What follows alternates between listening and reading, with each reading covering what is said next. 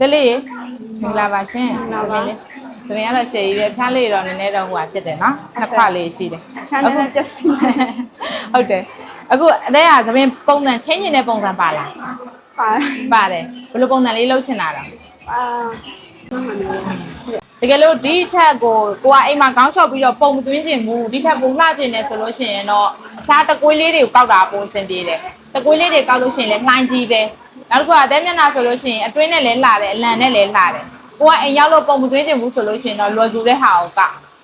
ပုံတော့မသွင်းနိုင်တော့ဘူး ပုံမသွင်းနိုင်လား ဆမကြိုက်ရလုပ်ပေးလိုက်တယ် အဲ့တော့မျက်နှာလေးနဲ့လိုက်တဲ့ပုံစံလေးပေါ့နော်ဒီပုံစံလေးကကြတော့ပုံသွင်းရမှာဖြစ်တဲ့အတွက်ကြောင့်မလို့အသေးလေးနဲ့လိုက်တဲ့ဒီဇိုင်းလေးကိုချိန်ပေးမယ်နော်ဟုတ်ပြီအကောက်ကကြတော့ဘယ်လောက်ထိလိုချင်လဲအကောက်ကဒီလောက်ထိလိုချင်လားဒီလောက်ထိလိုချင်လားညနာနဲ့လိုက်တဲ့ပုံပဲလား မပြောတတ် ဟုတ်ပြီအဲ့ဆိုလို့ရှိရင်ခဏညီမလေးတောင်းဆိုတဲ့ပုံစံဒီနားလေးကနည်းနည်းလေး weight ဒီလိုလေးလိုချင်တာနော်အဲ့လို line weight လေးလိုချင်တယ်ပြီးရင်အကောက်ကိုကြတော့ညီမလေးမျက်နှာနဲ့လိုက်တဲ့ပုံစံအမွဲမရွေးပြီးတော့ချိန်ပေးလိုက်နော်ဖြားလေးနည်းနည်းတော့ညက်မယ်နော်ပုံဝါမှာဆိုရင်တော့အလွန်ဆုံးတစ်လောက်ပေါ့ရှင်လောက်ပေါ့ မရရနော် အဓိကတော့သမင်မကောင်းတာတွေပေးချင်တာနော်ဟုတ်ပြီအဲ့ဆိုခုပဲစားရအောင်နော်တဲ့